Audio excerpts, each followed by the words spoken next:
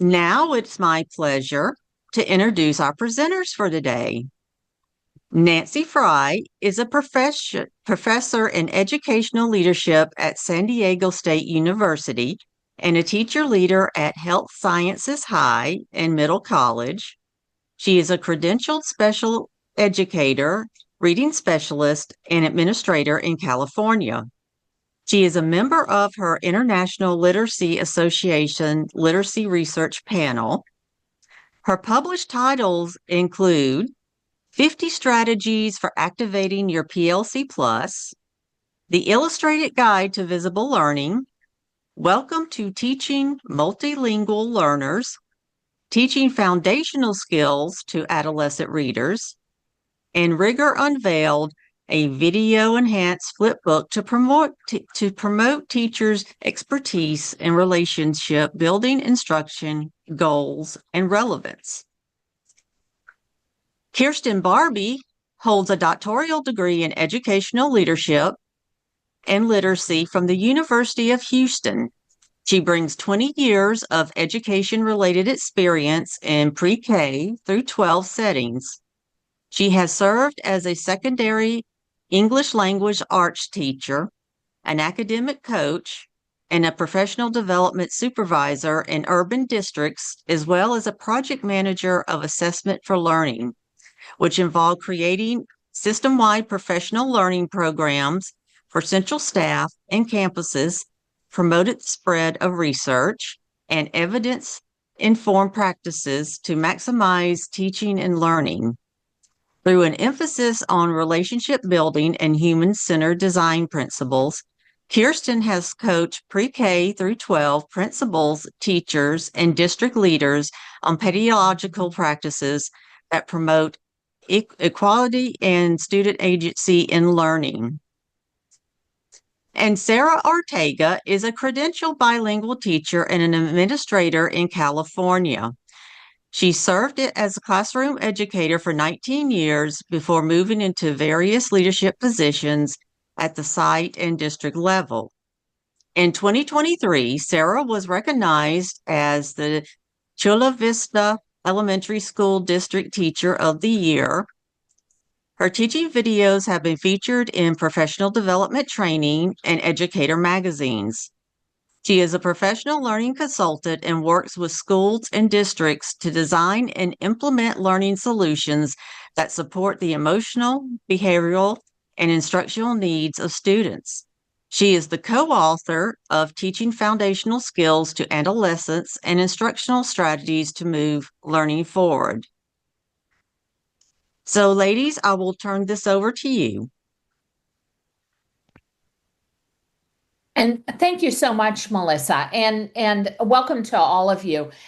Certainly, I think I should probably make this clear. Kierstan and Sarah and I started our careers as children. For any of you that are wondering, like, oh my gosh, these people have been around a long time. Really, we started as children. But we also bring with us collectively a pretty varied experience in terms of being researchers, being instructional coaches, being professional development coordinators, and so on. And one of our areas of interest, and a long-lasting area of interest, has been around learning strategies. In other words, what are those learning approaches that have a solid research base? And that interest in the work that all of us do, especially as coaches and as leaders, is in helping teachers to be able to think about and reflect upon their own practice. So what we thought we would do is just start out by hanging out, spending a little bit of time in a classroom. Now, of course, I've got a task for you. And so here's your task. Using your expert looking, expert noticing, what are you seeing the teacher doing, and what are you seeing the students doing? Right? I want you to think about both of those things at the same time. Same thing goes with hearing. What are you hearing from the teacher? And what do you hear from the students, right? We can't just look at things from the standpoint of the teacher only. We want to see that interaction, teacher side, student side. And as you are watching this, your reflective thoughts are, what does this make you think about when you think about effective teaching and learning? And so with that, I'm going to turn this over. Let's take a peek into this math classroom. Today, you're going to need a bag. Count that on your finger. A bag. You're going to need a paper. And you're going to need a bowl. A bowl. That's right. Look what I have for you. We're going to play the same game with a partner. How many dots are under the bowl? The sum is going to be what? 10. How many dots do we have? 10. We have 10 dots. So if you're with a partner, should you get to be the one that hides them every single time? No, you should take. No. What happens when we have a partner? You have to take turns. My turn, your turn. You can't do it by yourself all the time. Why do you think these 10 frames are blank? Because you didn't say I'm there yet. I didn't put anything on there. What should I put on there? Our dots. Oh, nice. Oh, dots. Get your dots. Not necessarily your dots, but we're going to put the color. So if Mrs. Gwynn has 4 red dots that are on the floor, how many would I color in on my 10 frame? 4. 1, 2, 3, 4. And then the other color would be yellow that's under the bowl. Yeah, but you need. We call that a combination of 10. So the rest, the empty boxes, I'm going to fill with yellow. Now I've just made an equation. Even though we haven't written out the add-ins and the sum, the digits, the numbers, we've made it on our 10 frame and we're able to show our learning. Let's count. 4 plus 6 makes 10. How many dots are outside of that? Color it in. 3, 4, 5 dots. I see, but you think it's 5? Yeah, there's 5. Okay, open it. There's 1, 2, 3, 4, 5. Yeah! I do it. Let me name on your paper. I have to do it. I don't. Yeah. A-R-I-A. How many are 6? Show that on your 10 frame.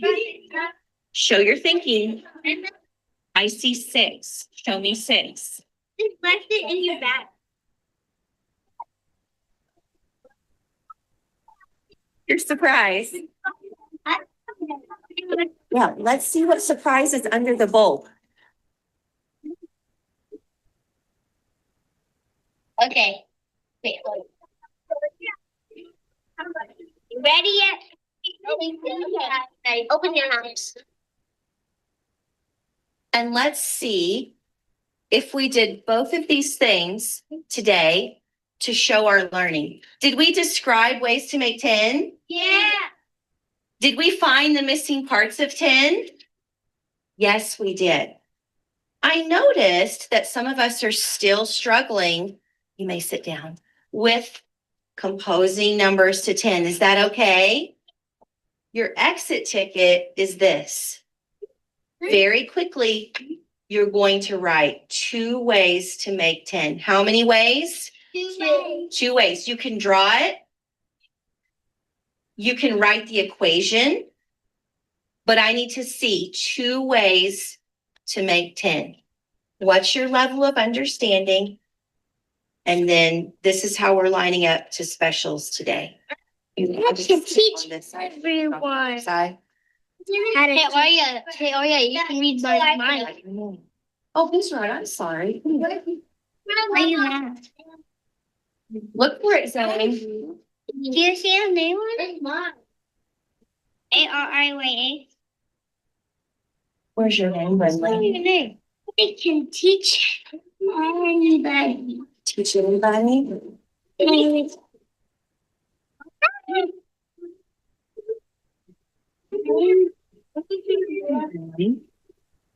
Hand it to me. I want to see it. Go line up, Brinley. makes Thank you, Brinley, for following directions. Okay. Guys.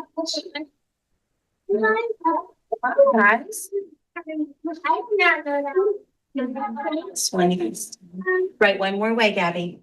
You only showed me one. You guys name.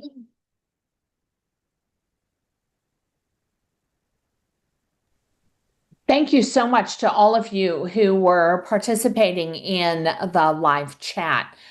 It's really wonderful to be able to see how observant all of you are and really being able to focus and lock in on that. Mrs. Gwynn used a lot of different strategies in order to be able to get there. And really importantly, she knew what the concepts were that she wanted to teach and how it was that she was going to go about go about assessing to be able to check for understanding, while at the same time promoting those habits with her students. Those strategies are an important and essential part of lesson design. And lesson design has the potential to really be able to forward students' thinking and learning, to accelerate what it is that that looks like. For a couple of decades now, and remember, I started when I was a child. For a couple of decades now, our colleague Doug Fisher and I have been working toward this particular lesson design, that gradual release of responsibility. And I think about gradual release in ways that I think about Dancing with the Stars. I'll use that as an analogy. You know, if you're familiar with Dancing with the Stars, the dance couples come out and they compete against one another, and there's always a particular theme assignment for the night. It perhaps is salsa night. And so everybody comes out and they dance the salsa. Now there's artistry that is involved with that as well, but there are conditions that make it a salsa and not a waltz. In other words, there are particular steps that make it a salsa. In the same way, when we think about instructional moves that we do, there are specific instructional moves that are meant to be able to achieve different things with students. When we talk about responsibility, we're talking about the cognitive responsibility. We're not talking about make your bed, clean your plate kinds of responsibility, right? And there are times during the lesson where the teacher is carrying more of the cognitive load. And there are times during the lesson where students are carrying more of the cognitive load. We call that learning.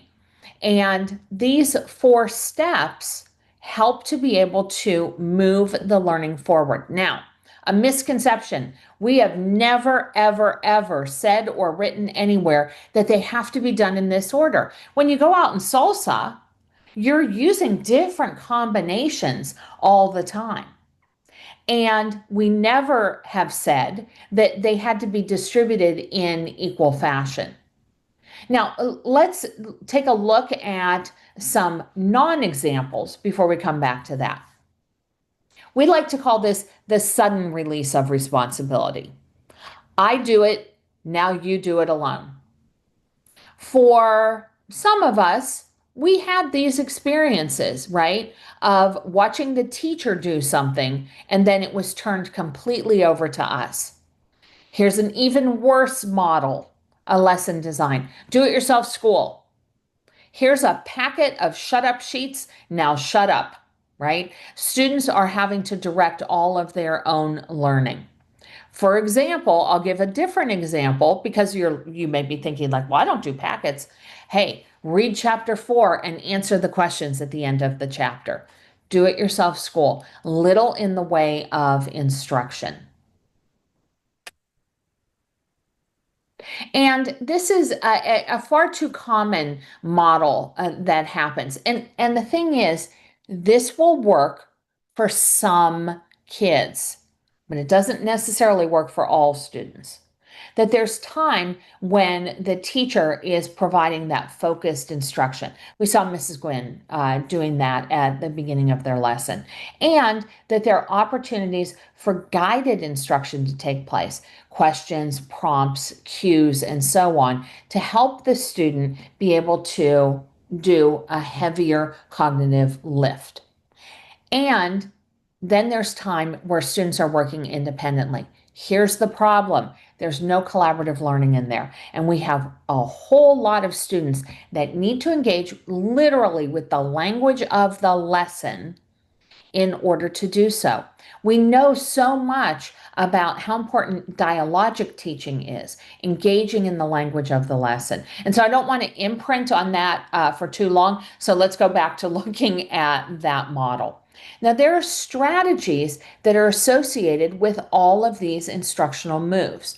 They can be done in any order. And in fact, they're done again and again and again, often implemented multiple times throughout the lesson as well. Well, what we were interested in especially was in thinking closely about what is important around lesson design. One of the things that's important is the timing. Understanding when it is that you need to use different instructional moves in order to forward students' thinking. And the second part of that is that we have to bolt on effective strategies that serve as vehicles to be able to carry that clarity, that connection, and that cognitive work. Now, it's always important to note that students are the focus, not the strategy. Please, please, please don't ever hold a strategy, an instructional strategy, in higher esteem than the learning of your students.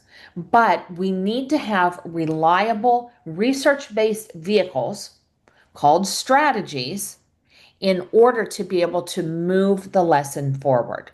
And so that's really what our focus is in putting together this work.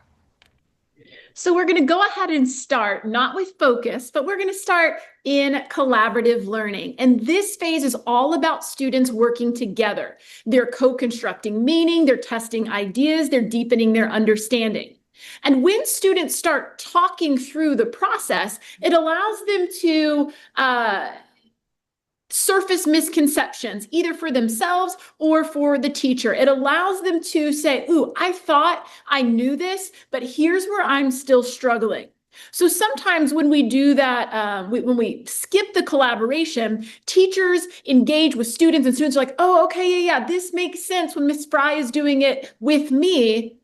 But then when I go to do it by myself, it doesn't seem to make as much sense. So this piece is absolutely critical and serves a unique purpose. Now, we do have a book, as you saw in some of the opening slides, and here were some of the strategies that we listed. Allowing collaborative annotations for students to make sense of a text together. Jigsaws, where we're moving from home groups to expert groups to home groups to expert groups, where we're all getting the chance to have that diversity of voice and perspective, and ultimately seeing, how does this piece fit in with the other pieces that I read? Peer assessment, right? Peer assessment relies on students having a strong mental model for what it looks like to be successful, and we'll see in focused instruction where that starts taking place. But we want students to be able to say, ooh, I'm looking at the success criteria and I'm noticing you're doing this really well. The strategy that we're going to spotlight, though, for this particular webinar is the 5-word summary. So this is just a snapshot of what it looks like in the book. So all of the strategies then follow. Here is an explanation. Why is this impactful? How does this fit into the gradual release of responsibility? How would I then check for understanding with students? There's a lot of variations of things out there. We call those out. Let's look at some related strategies and use a step by step. And this really stemmed from several conversations that that we had out in the world where people were saying, okay, we know that there are high leverage strategies, but how do we know how to do them? So that's what every strategy looks like. But when we think about 5-word summary, particularly for collaboration, we engage in a collaborative task, okay? Where students, as they are reading, they're identifying the 5 most significant words independently. And then they're going to work with partners and then with groups of 4 to start negotiating, well, what are the most significant words and why? To come up with a master list of 5 words, then to create a summary based on those 5 words. So you have a lot of student talk, negotiating, meaning making, and we love this strategy. We use it a lot in a lot of our professional learning because it helps us avoid groupthink. So even if Nancy has 5 words and Sarah has a completely different 5 words and I have some that overlap with both, it allows us to negotiate, get multiple touch points with the language of the text to form a deeper understanding.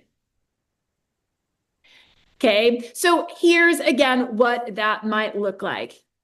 We're going from independent work to collaborative work back to independent work. So we see a couple different phases represented here. And then again, as a teacher, what am I looking and listening for? Well, as I'm looking at those 5 words, I want to see how students independently started making sense of the text based on their 5 words. Then I want to see how their thinking starts to change as they negotiate meaning with their partner and ultimately their groups. And then ultimately, is that sentence that or the summary that they form, does it match the text? Yep. Is it an accurate summary? Hey, Luis. Can we mute Miss Sarah, please? So collaborative, right? Then we're going to move into our focused instruction, right? And focused instruction is one of the things that we see a gap in oftentimes in instruction. There's a lot of telling and there's a lot of directing, but the focused instruction in itself, we often see lacking. Sometimes this is a fault of the curricula, and other times it's just a misunderstanding of what does focused instruction mean. So focused instruction then is a deliberate and structured teaching move where the teacher models and explains and demonstrates new learning with clarity and purpose. This is where they're making their own thinking visible so that every student understands, well, what does it look like to be successful here? What does that sound like? What is the thought process behind the teacher's thinking? Okay, and this is really a critical entry point for learning because students start to gain clarity about what it is that they are coming into learning. And again, we might see this section multiple times throughout a lesson cycle. A lot of times we lead with it and we don't often have to. We may start off with some collaboration and see like, ooh, okay, I see where the gaps are. Now that I know the misconceptions or misunderstanding, let me then dive into focused instruction. And again, we included about 11 strategies here from advanced organizer, where we're just helping students, hey, here's the structure of the lesson. Here's some big ideas to help them orient their thinking. We might use what I've been doing a lot, gestures to help students make sense. And we're going to combine whether I'm doing hand motions, right? Kinesthetic type movement as a mnemonic to help students remember, or just giving students, ooh, we need to think about this really quickly, right? In pairing with my words. I might do a think aloud where it's I language, not we language, again, as a teacher to make my thinking visible. But the strategy I'm going to talk about at a high level then is exemplars, okay? And exemplars, sometimes we mess these up. Okay, so exemplars are authentic models showing performance from emerging understanding to mastery. Usually when we think exemplar, a lot of people think, oh, it has to be the highest level of mastery. And having that range allows students then to be able to see, where am I in my work? So although I'm going to show proficiency and I'm going to show mastery, it's often helpful as students start to analyze, okay, well, what would then make this a 4 in writing? What would make this a beginning in math? Okay, and this really helps, again, students see clearly what it looks like to be successful and perhaps where some gaps might exist. So, what is the main goal of the strategy? Why does this matter for learning? Well, again, it helps students see a range of examples. It's not just the highest level of learning. We know that with various funds of knowledge and the various background knowledge that our students possess, having an entry point to see, okay, this might be closest to my level, and what do I need to do to move my thinking along to the next place? So, Nancy, I'm going to hand it back over to you for some guided instruction. Well, and I love the question that Lily posed in the chat about, you make some decisions about a particular strategy that's going to be utilized, but how do you know and how do you make decisions about whether it was effective or not? And what we invite you to really consider is that in particular, what each of these strategies has to offer is the opportunity to be able to generate evidence. Now, having said that, the evidence is there. Do we choose to use it? That might be a different question, right? And we wanted to kind of rest on guided instruction for a little bit longer because all of us really think, man, this is where the art and the science of teaching truly come together. Because when we're talking about guided instruction, in particular, what we're talking about is how it is that we are being able to provide questions, prompts, and cues in order to get students to do the thinking. Now, there are two ways of considering what happens in guided instruction, and there are a number of different strategies that are used to be able to do so. And we invite you to think about them in this way, that when it comes to guided instruction, that these are scaffolds. The intention of these is for them to be scaffolds. And there are two ways that we think about scaffolds. Some of the scaffolds that we use are those distributed scaffolds. Think of these as those just-in-time kinds of scaffolds. You've got a student and the student is kind of stalled and you immediately move into that space of being able to pose a question to get the student to do the thinking. And when that question alone isn't enough to spark up their thinking, then you might pose a prompt. In other words, helping them to be able to perhaps activate or remember or recall some newer information that they temporarily forgot. And in other cases, you may be using cues. Take a look at the diagram that's on page 59 and then think about my question again. In other words, you're shifting their attention. Some of the scaffolds that we use are distributed scaffolds like that.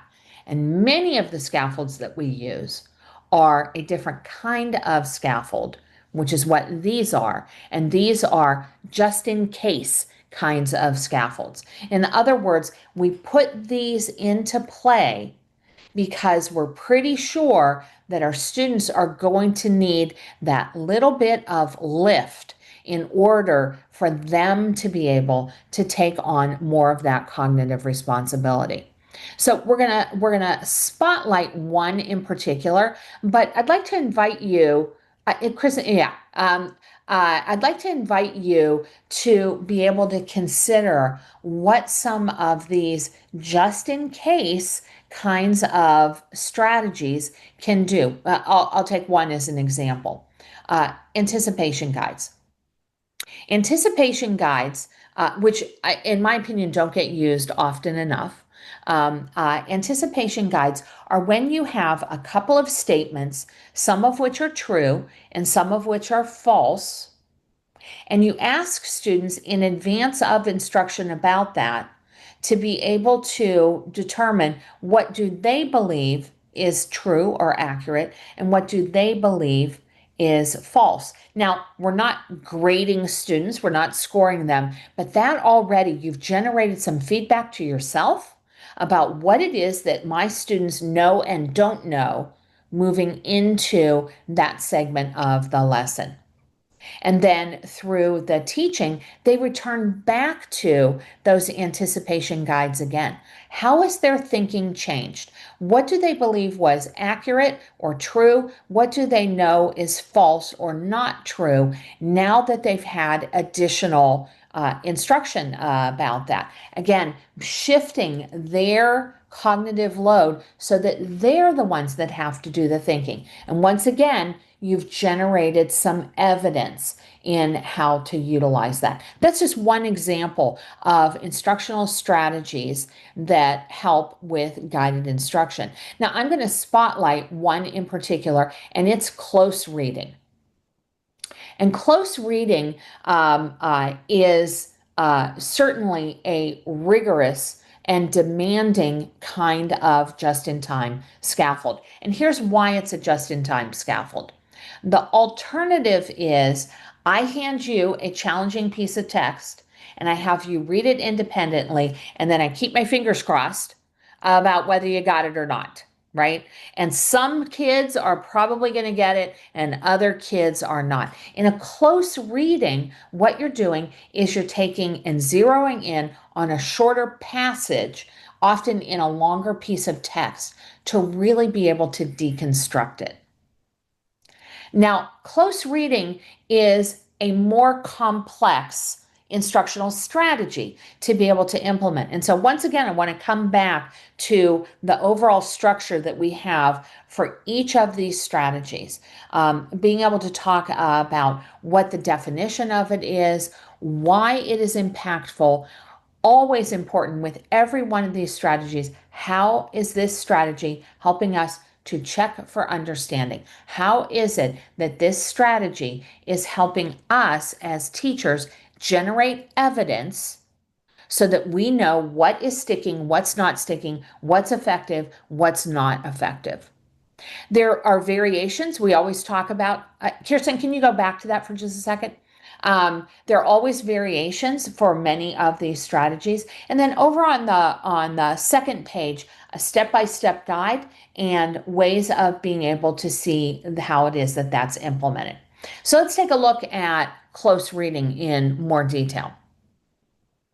So the definition of close reading is that it is a structured rereading. In other words, they read the text multiple times, and it is short, it is complex, and the purpose, the reason that we're doing this is to deepen their comprehension. The process is, as I noted, that students are rereading the text multiple times in order to be able to understand it first at the level of how what the text says, and then moving into the deeper understanding. How does the text work? We're going to look at the structure of what's going on with the text, and then going deeper still, what does the text mean? In other words, that critical thinking that is needed, being able to apply verbal reasoning and those sorts of things. The purpose of engaging with a close reading is because I want to make sure that my students are getting access to grade level complex text, but at the same time that I'm also building not just their stamina, but their critical thinking about meaning, because that is what reading is all about. And the outcomes that I'm looking for, in other words, what is it that I want to be able to see? To know whether this is a strategy that is useful for me or not. I want to see that my learners are strengthening their comprehension, they're strengthening their vocabulary skills, and they're strengthening their analytic skills. All of these strategies are not just things that you do, but ways in which you generate evidence to find out what is working well and with whom, and how I might need to vary, refine, what it is that I'm using.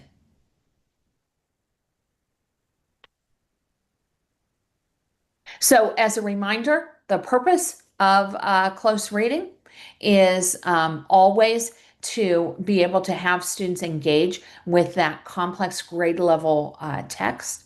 But consider as well the application of that. How might that strategy look like in your classroom or in your context? If you're a second grade teacher, what you may be doing with a close reading, for example, is much more at the level of being able to model with students.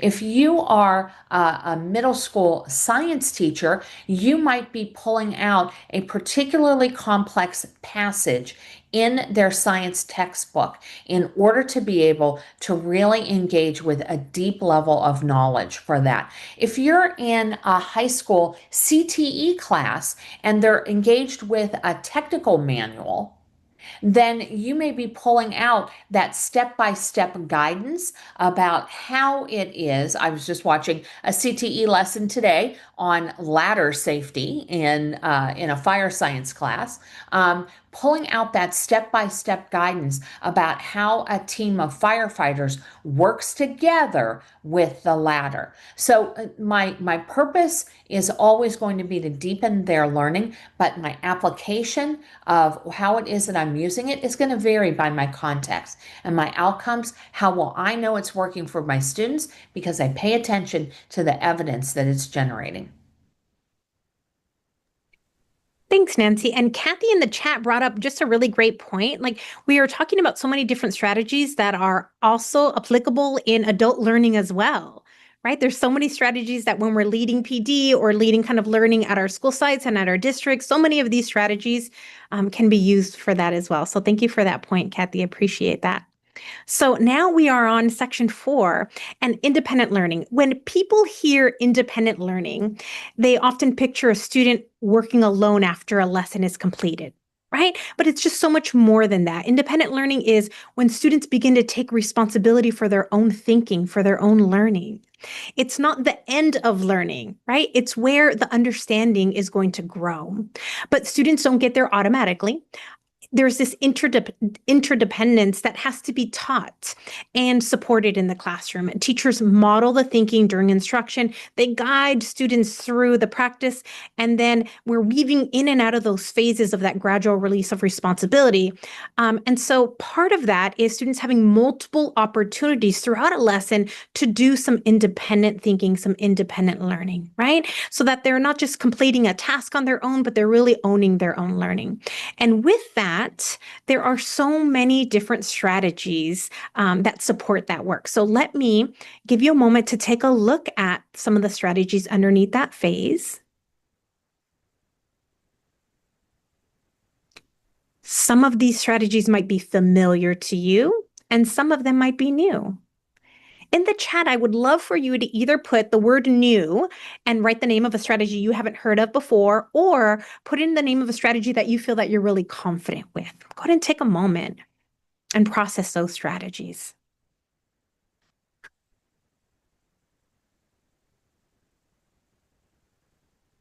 I love that. What is raft writing?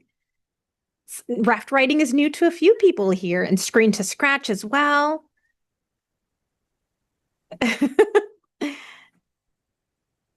Yeah, and then Lily, I appreciate that. Confident with entrance and exit tickets and screen to scratch. That one is new.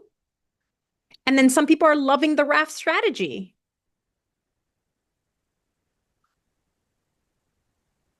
Beautiful. And then help seeking, right? Help seeking is way more than just asking a teacher for, right? It's a strategy that we can teach students in a very specific way. So I love all of the ideas on here. And so what we're going to do is, we decided to, why don't we choose one that maybe we are less familiar with on under this section. And so we are going to look at today the strategy number 53, the self-monitoring reading flowchart. That's the one that we're going to take a look at today. We chose this one just because you probably haven't heard of this before, right? It's probably new because it is new. Now, remember about this phase, independent learning, it's an active learning, right? It's not passive. And so during this, students are reflecting, they're making decisions, they're pushing through challenges. And there really has to be two key habits that we'll focus on this in order to show that independence. The idea that students are engaging in self-explanation, where students talk themselves through their thinking, right? So I'm dividing by 4, and I'm doing that because I'm really trying to isolate the variable, right? And so this kind of deepens their understanding and it helps them catch their own mistakes. And then their self-questioning is another part of it where they're checking their own thinking. Does this make sense to me? What am I missing, right? That metacognition piece to it, right? That's the engine of that independent learning. And so let's take a look at the self-monitoring reading flow chart, its definition and the process and the purpose kind of behind it. And so on the screen, you'll see them. Go ahead and take a minute to process, to gain some background knowledge on this strategy.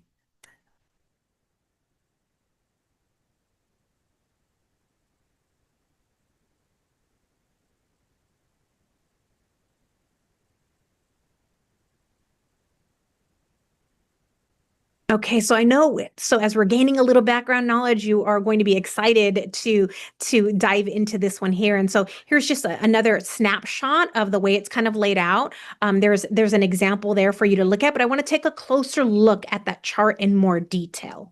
Okay, so a chart might look something like this. And again, the goal that you read about is really for students to think their way through a text and really to monitor their own comprehension of that text. So first, a student might ask themselves, they might read a chunk, a paragraph, a section, and then ask themselves, do I understand this part of the text? And then that's a decision-making point right there, right? And so they're either deciding, yes, I do understand, and they're ready to keep reading, right? There's no reason to pause at that moment, or they could make the decision, actually, I didn't quite understand that part of the text. In that case, then students are going to think about, okay, wait, let me think about why I might be having difficulty with this part of the text. And so when they're starting to think about why they might be having difficulty, sometimes the kids were just distracted. That's okay. I think all of us can connect with that, right? Have you ever been distracted as you were trying to dig into your work? I know that I have. And so students have to make that decision. Was that the issue here? Was I distracted? And, if so, that's okay. That happens to all of us. How can I refocus? And together, the teacher can help to build in some strategies to be able to refocus. If they're not sure if they were distracted, sometimes a student might give that answer. That's okay. Go ahead and reread that part of the text and then make that decision after rereading. But what if the answer is no? What if the answer is no? Actually, I was focused, like I was locked into that text. I read it and I was still having difficulty understanding. Right. So in that case, then that's when we begin to provide students with a bank of different strategies that they can use to begin to tackle that text. So what might some of those strategies look like? Well, sometimes students, we know the importance of background knowledge, right? How important that is for students to understand a topic. So the student might decide, okay, I really don't know a lot about this topic. So in that case, what I need to do is I need to review the title, the headings, the images, depending on the grade level that you're working with and the skills, kind of the strategies that you've shown them. Maybe they're doing a quick 2-minute Google search that they have to gain some background knowledge, or maybe there's an AI bot interaction there where they can gain some kind of preliminary knowledge about this topic before they decide to go back into it. Right? So sometimes just gaining a little background knowledge will help. And then connected to that idea of background knowledge, sometimes it's the vocabulary in that text. Students can be taught specific strategies for tackling vocabulary, right? Some teachers do inside the word and outside the word. And students might recognize, okay, there's lots of vocabulary here. How can I tackle some of that? Because there are some key words here that are kind of holding up my comprehension. Then other strategies include strategies that are at the sentence level. Many times students are caught up with when you have long, complicated sentences where there's a lengthy noun phrase, or the noun and the verb are really far apart from each other in that sentence, students get lost in that sentence, right? And students can be taught strategies at the sentence level for how to comprehend those sentences, and that'll help with the comprehension and the cohesiveness of that text, right? So there are so many different strategies that, if you're familiar with Fillmore's juicy sentences protocol, that might be one that's explicitly taught to students, and that could be added into the flow chart. You could teach the students to ask questions as they read. And some of the times we teach these strategies, but really what we're looking for here is for students to understand that all of these strategies are tools in a toolbox. They have to have the power, they have to have the wisdom to be able to pull out those strategies. Sometimes just reading. There is a great strategy that I love if it's a really long, complicated text where students identify 3 key words in that section and then kind of orally retell that paragraph to themselves using those 3 key words. That helps them hold on to more information, kind of trying to move some information out of their working memory so they can kind of grapple with the next piece, right? There's lots of great strategies that can be taught. So there's a bank of them there for you to kind of think about. But again, the purpose of this self-monitoring flow chart, it just reminds us that students need a set of strategies, but that's not enough. What matters for students is knowing when to use a strategy and why to use a strategy, right? A toolkit is only powerful with the wisdom to choose what's the right tool for this moment, right? There are times where year after year, students are taught main idea. Do students know when to use that as a strategy for a complex text? Why they would use that strategy? Right? That's what transforms the strategies from just being techniques into like these meaningful supports for learning. Okay, so there's lots of great work to be done around the reading flow chart, but then we bring it all together. Right? We're choosing one of these strategies is just one piece of designing these meaningful learning experiences, because great instruction isn't about pulling a strategy from the book, right? And plugging it into the lessons, right? It's about responding, like Nancy was saying, to what students need and the evidence that we see in terms of the evidence in the moment for the impact of the work that we're doing. So because strategies are not they're just tools here. They're not the ultimate goal. So what matters is really about how we use them based on what how students are doing and what they're learning. So it's really important for us to see how these strategies come together as the lesson flows. And so that's in here too, right? Where there are lesson flow examples from kindergarten in phonological awareness to US history and algebra, where we put these strategies together. So that way we can begin to see how someone might kind of pair these strategies up and how we might weave in and out of these strategies as part of the gradual release of responsibility framework, so that students are practicing and they're applying that learning.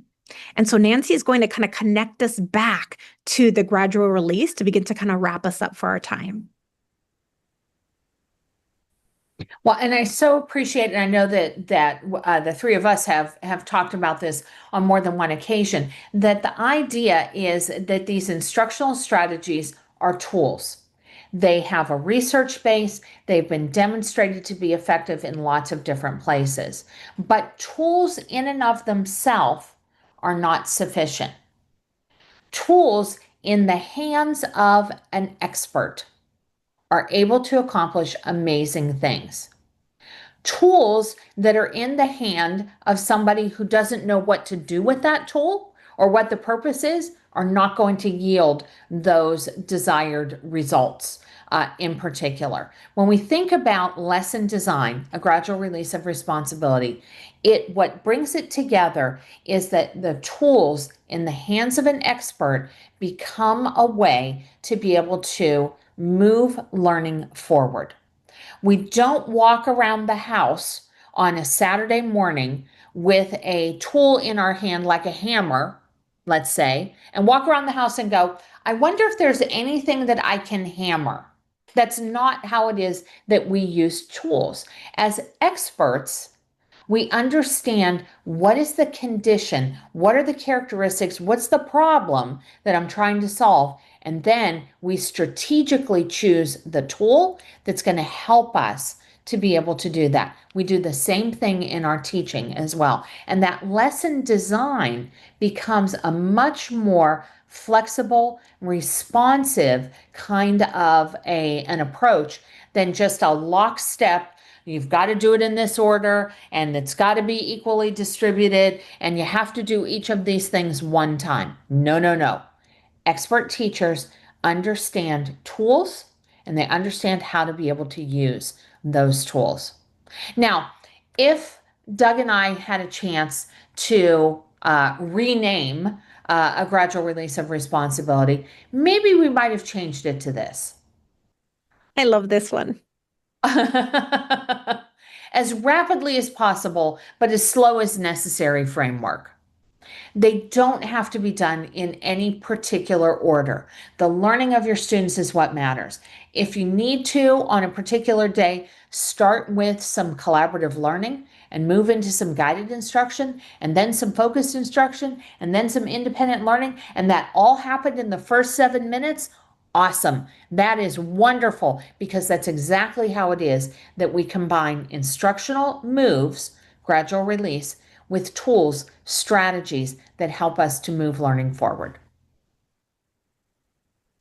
I'd like to thank our presenters again for spending time with us today. Thank you, everyone. Thank you to all of you.